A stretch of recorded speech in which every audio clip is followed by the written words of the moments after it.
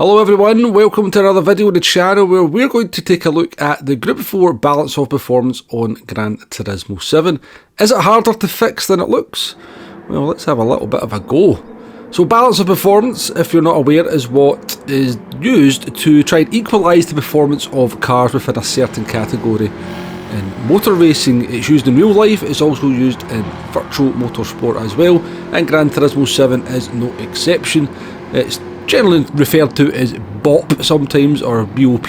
So if you hear me mentioning BOP or BOP, that's what it means, a balance of performance, and it is basically what is used to equalise performance of all the cars in the category. In Gran Turismo 7, it is a bit of a sore issue when it comes to the Group 4 cars, because the balance of performances tends to not be particularly great. Happens for a number of reasons. There's a lot of cars is one reason, and there is very different characteristics to certain types of cars as well, with MR cars, FR cars, FF cars and four-wheel drive cars. The current problem at the moment is that the four-wheel drive cars tend to be all-conquering. No matter the race, no matter the tyre wear, no matter the fuel consumption, the four-wheel drive cars always tend to come to the fore, in particular the WRX and the Alpha 155. And yeah, I moan about it, everybody moans about it, but you know what? Nobody really ever comes up with a solution to it. Maybe it's not fixable. So in this video, I'm going to have a little bit of a go at trying to balance the performance of the Subaru WRX, which is one of the strongest cars in the category, to perform the same as the Jaguar F-type. Now, if PD were to task me with doing the balance of performance, so they kind of came on the blower, on the email, and went, Wombo, we would quite like you to take a look at Group 4 in Gran Turismo 7 and see if you can balance all the cars out and then get back to us in a couple of weeks time. Well, my process of doing that would be pretty much as follows. The first thing I would do is I would pick a car that I want to be my baseline of performance. This is the car that I want to try and balance performance every other car in the category to perform the same as. In this case, I would pick something like the Jaguar F-type, because it kind of represents to me what a Group 4 car should feel like in the game. I would then pick a track, something like a Autopolis short course that I've visited here, and the reason I would pick that is because it's nice and short, so you can do lots of repeatable laps and get lots and lots of data. Plus it has all the types of corner that you're looking for. It's got an 80-degree off camber corner, it's got a couple of hairpins, it's got a fast left-hander here that we're approaching just now, and it's also got a long straight, so all the characteristics of the car in terms of handling and power are needed to put in a half-decent lap around here. So that's the car I would pick, that's the track I would pick, and the process of then I would do a number of laps. We're going to do 10 laps here in the Jaguar and basically get what sort of gauge of performance this car can do, and then I would start balancing performance in each car towards the performance of this one. So finishing lap 10 there, I'm going to pull aside, and the lap time we have done is a 1:13.2. Our optimal lap is only a smidgen little bit faster. So baseline set, the next thing to do is to jump into the car that I want to balance. In this case it's going to be the Subaru WRX, and basically do the same test in that and see how much faster the WRX is going to be around this track compared to the Jaguar. So into the WRX we go, coming out the pits. Now the current balance of performance for the Subaru is 351 brake horsepower and 1,355 kilograms, so it's actually got 1 horsepower less than the Jaguar, but it's also 40 kilograms lighter. Now we know that this car is going to be significantly quicker than the Jaguar, but just how much quicker? Well, a lot, to be perfectly honest with you. 1:13.2 our best lap in Jaguar, optimal only slightly faster. Our best lap we're going to do in the Subaru, I think is this lap we're on just now, I think we do a 1:12.4, optimal 1:12.1, so we're looking at around about 8 tenths to 1 second a lap difference between the Subaru and the Jaguar, which is a lot for a track that only takes you 1:13 to get round. So yeah, a lot of work to do done to get this car down to Jaguar performance. Now I did compare how the cars performed in relation to each other at certain parts of the track. So what kind of speed were they doing at the end of the straights, and what kind of minimum speeds were doing around the corners. And it was quite surprising to find that the difference in the numbers was only very minor. So it would appear that the Subaru is gaining all this lap time through acceleration and traction. Now we do know that, we know that's why the four-wheel drive cars are dominant at the moment. In terms of the straight, the Subaru was 1 mile an hour quicker than the Jaguar down into the first braking zone, which didn't quite sit right with me. There's no way a Subaru should be quicker than a Jaguar down the straight. And in terms of the corners, the Jaguar was faster through some corners, the Subaru was faster through other corners, but it would appear that the vast majority of that lap time purely comes through the acceleration and the traction out of the mid to slow corners, which is fairly common knowledge, to be perfectly honest with you. So when we move into the tuning section of this here to try and balance this Subaru down into the Jaguar, that's what we have to bear in mind. So just taking a quick look at the figures for the Subaru when it's got its balance and performance on. 351 brake horsepower, 1355 kilograms. Once you take BOP off, the Subaru then has 377 brake horsepower and is lowered down to 1320 kilograms. Now how PD then changed those numbers is that they changed the ECU down to 93. That takes it down to 351 brake horsepower, and then they add 35 ballast, which takes it up to 1355. And once you do that on the unbopped car, all those figures in terms of acceleration performance, stability and rotational G match up exactly, or just about exactly, to the balance of performance car. So the first thing I'm going to do to try and slow this car down to Jaguar performance is make it the same weight as the Jaguar. It's pretty much got the same power, but it's actually 40 kilograms lighter. So first thing I'm going to do is add an additional 40 kilograms of ballast. That takes up to 75. And you know, as I said, it doesn't quite sit right with me that the Subaru is a little bit quicker down the straight than the Jaguar. Jaguar should definitely be quicker. So we'll take a couple of points off the ECU, and that is going to lower the brake horsepower from 351 to 344. So let's head out with this and see if this is enough of a hit to the performance of the Subaru to take it down towards Jaguar performance.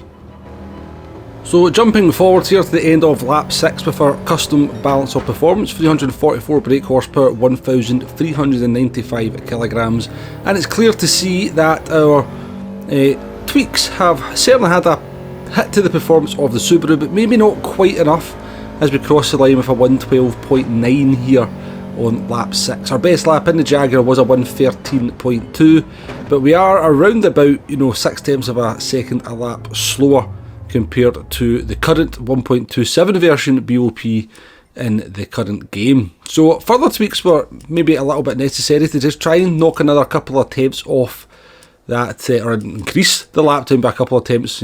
Strange to be that we're actually trying to make the car slower rather than faster. So to do that, we kind of actually give it a little bit more power, but back up 1 point on the ECU. And I initially thought, let's add 20 kilograms more.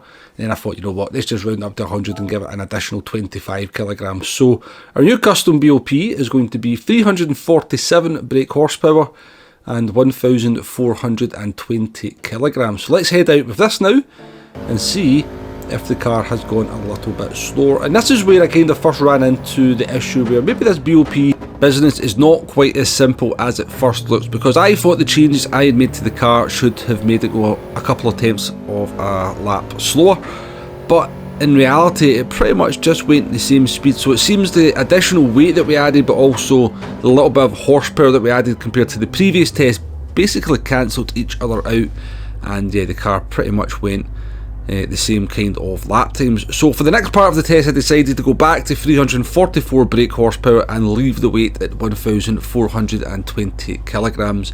And the next part of the test is going to be us taking our custom BOP'd Subaru WRX and comparing it to the current BOP'd Jaguar around Sardinia Road Track A. Now the reason we picked this track is because it was Daily Race C just a couple of weeks ago, and on that occasion the Subaru WRX absolutely dominated. It crushed the opposition, and it would probably have crushed the Jaguar to the tune of around about 1.2 to 1.3, maybe even 1.4 second per lap. So if our custom BOP has had the desired effect, has it slowed the car down enough, then when we test our kind of custom Subaru WRX with 344 brake horsepower, 1020 kilograms up against the actual BOP Jaguar, then the lap times should come in around about the same sort of ballpark. We're looking for a difference of maybe around about 1 to 2, at most 3 tenths of a second. So the first test is obviously in the Subaru WRX. We know how to get this car around here, having done so many laps in it in the Daily Race C just a couple of weeks ago. And if we look at the lap times, we're doing a 1:49.8. Now if I compare that to my best lap on soft tyres in similar conditions, qualifying conditions, obviously tyre wear and fuel wear is off as stated earlier in the video. I think we did a 1:47.3. But that was our kind of best lap. Most of our laps were coming around about 1:47.8, 1:47.9. If we then take the 1 second at the medium tyres, take us a little bit slower, that would be a 1:48.8. And then I've tried to slow the car down by around about another further second. So the lap times that were set in there, high 1:49s, low 1:50s, around about where I'd have expected the car to be if it's going to be compatible to the Jaguar. So there's only one thing to do, is now to jump into the Jaguar and find out what sort of lap times we're going to achieve here. So 1:50.1, first lap over the start finish line, looking pretty promising in comparison to the Subaru. 1:54.7 was our second lap because we binned it. A 1:50.2, so again in that kind of ballpark region. We then moved into the 49s with our fourth flying lap, so definitely very, very close in comparison to the Subaru. 1:50.0 and then a 1:49.7, actually faster than any lap we did in the Subaru by around about a tenth of a second. And I think we finished with a 1:50.2, and that was our 8 laps in the Jaguar up. And I think it's fair to say that the results of the test have been quite promising, quite good. Lap times from both cars pretty much in exactly the same ballpark figure of high 1:49s, low 1:50s. And optimal actually both coming in for both the Subaru and the Jaguar. Subaru with the custom BOP, remember, at 1:49.4. So I think, you know, I'm going to call that a fairly successful custom BOP on the Subaru WRX to give it Jaguar-like performance. And when I kind of went back and I looked at the lap times, you know, or kind of studied each lap individually in terms of the speed that they were doing on the straights, the speed they were doing in the corners, and how their acceleration was performing, then I was very happy again to see that the results were very similar. They were kind of completing the lap in a very similar manner. The Jaguar was slightly faster down the straight, 145 versus 143 in the Subaru, but then the Subaru has slightly better acceleration. And in terms of the corners, then depending on the nature of the corner, the Jaguar was faster in mid-speed corner, or the sort of mid part of the corner in some, and the Subaru was faster in others. So yeah, after about an hour and a half work of kind of tweaking the Subaru, playing about with the power and the weight, I think we can successfully say that we managed to BOP the Subaru's performance down towards Jaguar level performance. And I'm pretty certain if I was to kind of rinse and repeat that process with every car in Group 4, and it would be easier with some than it would be with others, but I'm pretty sure in a week, a couple of weeks, I could have a BOP at Group 4 where every car kind of performs around about 3 to 4 tenths of a second off each other, which wouldn't be perfect, but I do think given the number of cars, the different drivetrains, it's probably about as close as you'll ever get the BOP, and let's be honest, it'd be a damn sight better than what we have at the moment. So if anybody from PD out there is listening or watching, drop me a call, send me an email, and I shall get to work on a new BOP for Group 4. The only payment that I would be looking for is a lifetime supply of Iron Brew, so just get one of your people to call one of Barsley's people, make it happen. I'm sure two big companies like you two could negotiate that, no problem whatsoever. But yeah, in all seriousness, I do believe that the content creators for this game out there, the community out there that love this game, the World Tour players who represent you on the esports stage, you know, they have the resources out there to get the testing done, get the data in, to try and get this BOP sorted for Group 4. And I think hopefully we've maybe shown that it's not as hard as it appears to look. Now yeah, reality check, it's one car, it's one track. I'm sure if you try and move on to other cars and other tracks and try and even up across the full spectrum of the game, that you start to run into a few more problems. But I think the big problem that I see PD making when it comes to BOP changes, that they're just not willing to go for the big change that it requires. You know, we had to add 65 kilograms of weight onto the Subaru to reduce its performance down to the level of another Group 4 car. And when you see the BOP changes that PD are making, they tend to be, you know, 5 kilograms here, or 1 horsepower, or 2 horsepower, 4 horsepower.